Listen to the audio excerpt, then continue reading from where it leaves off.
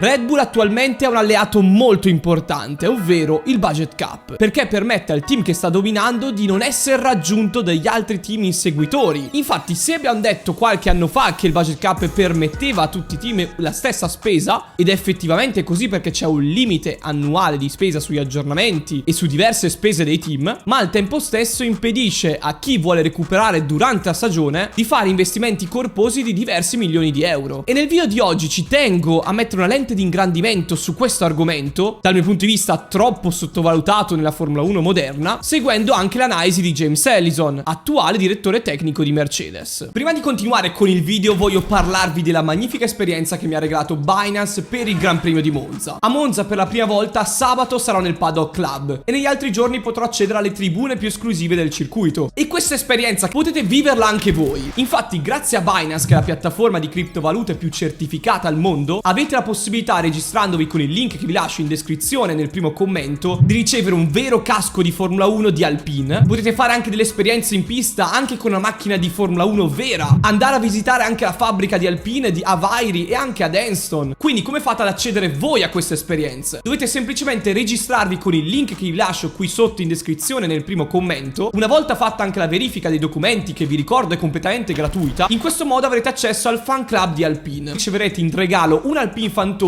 e potrete riscattare anche un collezionabile. I collezionabili ci sono per ogni gran premio, ci sono anche quelli super rari che vi permetteranno di accedere a diverse esperienze, tra cui la visita della fabbrica a novembre, andare a vedere il Gran Premio di Abu Dhabi. Quindi mi raccomando, registratevi con il link che vi lascio qui sotto in descrizione nel primo commento per accedere a tutte le esperienze di Alpine. Prima di iniziare con tutto ciò, sigla.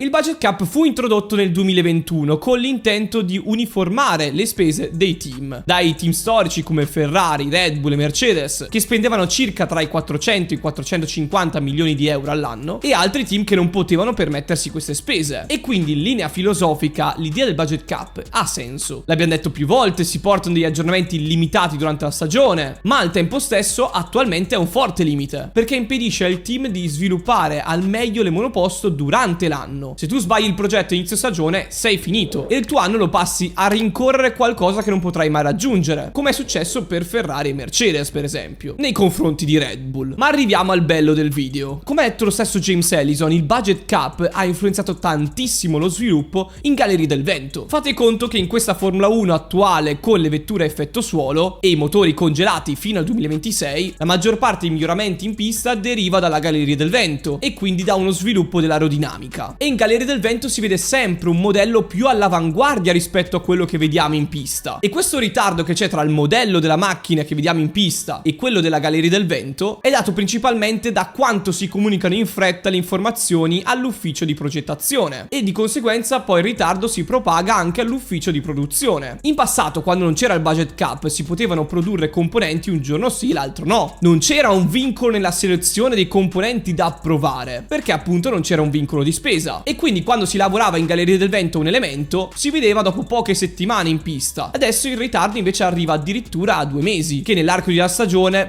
va a influenzare tanto. Quando tu comprendi qual è la natura di un problema, una volta che passa tutto il processo, passano circa 3-4 mesi. E non solo, essendoci il vincolo di spesa, puoi permetterti 2 o 3 aggiornamenti grandi durante l'anno, come vediamo che ha fatto Mercedes a Monaco e poi dopo anche a Silverstone, oppure Ferrari a Barcellona. Insomma, ora non si va più a produrre gli elementi in fabbrica. Ci sono degli elementi che vengono approvati, si possono accorpare a un pacchetto di aggiornamenti più grande che debutterà poi in seguito. Il tasso di conversione non cambia, perché poi i miglioramenti si vedono in pista, però essendoci una monoposto molto più veloce in Galleria del Vento rispetto al modello che vediamo in pista, c'è una differenza abissale tra quello che viene studiato e quando poi arrivano effettivamente gli aggiornamenti. Per quello c'è anche tanto ottimismo da parte dei team, perché loro sanno la direzione in cui stanno andando, anche se ci vorrà qualche qualche mese prima di vederle in pista. Ah, mi raccomando, se vi sta piacendo il video lasciate un like, iscrivetevi, attivate le notifiche. Ogni giorno parliamo di Formula 1 e motori con un nuovo video alle 14 e su Instagram vi dico qualche curiosità molto interessante sempre nel mondo del motorsport. Vi ringrazio di tutto il supporto e dei commenti. Ora torniamo al video. Ma non solo, rimanendo sempre sul discorso del budget cap, poi adesso vediamo che Mercedes ha un team organizzato per gestire le proprie finanze con più di 40 persone. C'è una selezione accurata anche del personale. C'è anche una scelta molto precisa su quante risorse allocare per i progetti a lungo termine e quindi alle monoposto degli anni dopo. E questa tesi delle spese molto selezionate da parte di team è stata supportata anche da James Vowles, attuale team principal di Williams, che ha fatto fatica a rivoluzionare il modo di selezionare il personale e di cambiare anche l'hardware nella propria azienda, perché costa tempo e denaro anche investire sul cambiamento stesso del modo in cui investire le risorse. I macchinari che producono le auto, l'ufficio di progettazione che disegna la macchina stessa e anche la metodologia in fabbrica sono elementi più difficili da cambiare rispetto al passato, e quindi si pensa sempre a fare la macchina migliore per l'anno dopo senza cambiare il modo in cui viene fatta. Questo secondo l'attuale team principal di Williams e ex ingegnere di Mercedes, non dimentichiamocelo. E qua ci ricolleghiamo al punto iniziale. Il budget cap è stato criticato spesso anche da voi nei commenti durante il corso di tutta questa stagione e sono assolutamente d'accordo con voi, anche perché questo non permette una lotta contro il dominatore di questa Formula 1, ovvero Red Bull, perché abbiamo detto più volte, una volta che i team hanno raggiunto Red Bull durante l'arco della stagione, investendo sulla monoposto di quell'anno, Red Bull sta già pensando a macchina dell'anno dopo ed è già a buon punto sullo sviluppo, avendo già abbandonato da tempo lo sviluppo della macchina dell'anno corrente. E ancora una volta Red Bull deve dire grazie al budget cap, perché altrimenti un altro team potrebbe fare investimenti sia sulla vettura dell'anno dopo che quella dello stesso anno, ma le risorse sono limitate e quindi non si può. Per questo il budget cap è il miglior alleato per Red Bull attualmente, perché impedisce agli avversari di raggiungerla. Inoltre lo sviluppo aerodinamico non è così facile. Queste vetture a effetto suolo hanno come punto di forza il sigillare il fondo, che però è un'operazione molto difficile dal punto di vista aerodinamico senza l'utilizzo delle minigonne. Red Bull è riuscita a farla grazie allo stallo del posteriore, un fondo molto articolato con dei canali venturi che hanno un diverso gradiente di pressione e anche delle sospensioni molto innovative con un anti-dive marcato. E cambiando il regolamento quest'anno, anche l'anno scorso con la TD39, si è andata a complicare ancora di più la parte del fondo, che deve essere rialzato in alcune zone per non andare a usurare troppo lo skid block presente sul fondo, e quindi questo regolamento va interpretato, ci vuole tanto studio, applicazioni in gallerie del vento, e con il budget cap è tutto fortemente limitato. Quindi chi ha tratto vantaggio all'inizio del cambiamento regolamentare del 2022 non molla più la leadership di questo campionato e anche dei successivi, secondo me. Tra l'altro sappiamo che il fondo è difficile da testare in gallerie del vento, nel senso che si possono verificare delle condizioni a certe velocità, ma abbiamo visto per esempio il porpoising, a velocità più alte non puoi prevedere come reagisce il fondo e le velocità più alte non puoi replicarle in gallerie del vento. Per questo due soluzioni per interrompere il dominio di Red Bull sono le seguenti: rimuovere il budget cap, che sarebbe un segno molto drastico e un passo indietro importante di Liberty Media, che probabilmente non accadrà mai, vedremo. In questo modo permetteresse ai top team di raggiungere Red Bull, ma ovviamente si creerebbe più squilibrio con i team nel midfield. E il secondo punto sarebbe di reintrodurre dei test privati per i team, o anche aumentare i test pubblici di inizio stagione, che quest'anno sono stati limitati rispetto all'anno scorso e sono già pochissimi. Non possiamo avere solamente 2-3 giorni per provare queste monoposto così complicate. Certo, i costi andrebbero a aumentare, ma alcune cose non si possono provare solamente in gallerie del vento o durante le prove libere. Ci vogliono dei test dedicati. Red Bull vuole anche per il futuro una stabilità tecnica. Abbiamo visto anche come non vuole cambiare le power unit per il 2026, cercare di lasciare il rapporto tra motore elettrico e motore endotermico pressoché invariato, mentre altri team vogliono cambiare. Questa mossa è solita per i team che sono al vertice e dominano, ma dal mio punto di vista è giusto cambiare il regolamento per andare in una direzione più green della Formula 1, e sarebbe giusto lavorare anche su questi due punti che vi ho detto alla fine. Fatemi sapere nei commenti cosa ne pensate del budget cap, del dominio di Red Bull, se potrebbe essere limitato, contenuto con questi due interventi, e cosa fareste voi. Sono curioso di leggere e rispondere a tutti i vostri commenti. Qui da Lastro è tutto, ci vediamo a un prossimo video.